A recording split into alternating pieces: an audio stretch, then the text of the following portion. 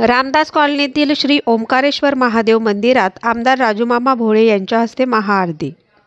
जळगाव शहरातील रामदास कॉलनीतील प्रसिद्ध असलेल्या श्री ओंकारेश्वर महादेव मंदिरात महाशिवरात्री निमित्ताने बुधवारी 26 फेब्रुवारी रोजी दुपारी 12 वाजता महाआरतीचे आयोजन करण्यात आले होते।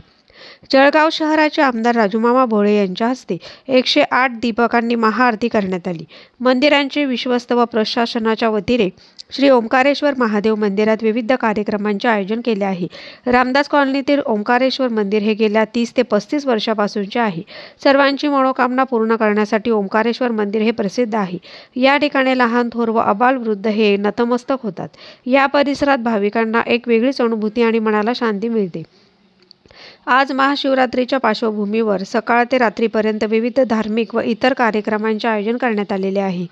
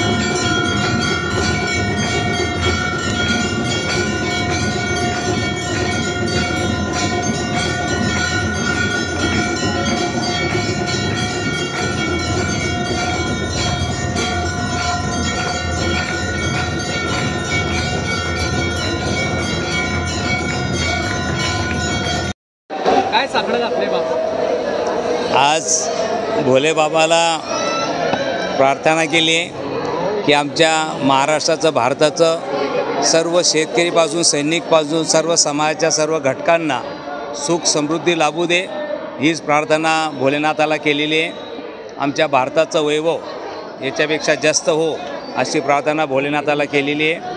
आणि आज सर्व भक्तप्रेमींना सर्व खूप खूप शुभेच्छा देतो। आज महाशिवरात्र आहे, सर्व भक्तगण दर्शनाचा लाभ घेत आहे। आणि या निमित्ताने आज आपण ज्या मंदिरात आहोत, जोशी परिवार खूप वर्षापासून इथे सेवा करतो आहे। खूप श्रद्धेचं स्थान म्हणून हे मंदिर जळगाव शहरातलं ओळखलं जातं। सर्व भक्तगणांना महाशिवरात्रीच्या खूप खूप शुभेच्छा। गेले अनेक वर्षापासून तुम्ही या मंदिरात येत असतात। आज महाशिवरात्रीनिमित्त आपल्या हस्ते महाआरती पार पडली। महाआरतीचा लाभ आम्हाला मिळालेला आहे। मी स्वतःला भाग्यशाली समजतो आणि मला वाटतं आम्ही देवधर्म आणि राष्ट्र ह्या गोष्टीसाठी मला वाटतं आम्ही एक कार्यकर्ता म्हणून योगदान राहिलं पाहिजे। आणि त्या एक सेवक म्हणून मला वाटतं समाजात काम करताना नक्कीच ही आम्हाला आज जो स्थान मिळालं आहे आरतीचं, ही प्रेरणा मिळते आम्हाला काम करण्यासाठी। म्हणून सर्व आयोजकाचं मी पूर्ण मनोपणे ऋण व्यक्त करतो। पर्व आहे या निमित्त तुम्ही दर्शनासाठी ओंकारेश्वर मंदिरात आलात।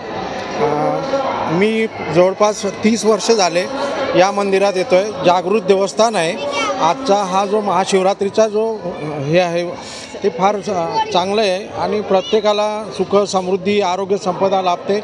असंच सर्वांचं आरोग्य संपदा चांगली ठेवावी परमेश्वराने, शंकर भगवानाने, ही मी त्यांना प्रार्थना करतो। काय अनुभूती इथे आल्यावर आपल्याला मिळत असते, काय सांगणार? मला खूपच हे मी शासकीय सेवेत असताना एक मोठं अचिव्हमेंट केलेलं आहे। माझा मुलगा मी ऑस्ट्रेलियाला पाठवू शकलेलो आहे। त्याने तिकडे MS वगैरे केलं, त्याला आता आम्ही फोटो काढला, तो त्याला पाठवणार आम्ही। तो तिकडे दर्शन घेणार, लाईव्ह दर्शन तिकडे घेणार। हीच माझं नाव रवींद्र दत्त चौधरी, मी शासकीय लेखा परीक्षक होतो। महादेवाला साकडं घातलं की सगळ्या जनतेचं चांगलं हो, देशाचं कल्याण हो, गायीची रक्षा हो आणि लेकी वेळेची बी रक्षा हो, हे देवाला साकडं घातलं आहे मी। आणि याच्या पुढं देवाने अशी प्रार्थना केली की आपल्या देशावर कोणतंही संकट येऊ नये, आपल्या देशाची सगळ्याची लहान मोठ्याची संरक्षण देवाने करायचं. आणि नर्मदेश्वर महादेवाची सेवा नेहमी मला घडो. इथं आल्यावर मला खूप शांती भेटते. मी आज जवळजवळ 25 वर्षापासून रोज महादेवाचं दर्शन घेते. ह्याच्या अगोदर मी नेहमी शिवरात्रीला ओंकारेश्वर जायची. नाव सांगा आजी आपलं. सुशीलाबाई दायमा.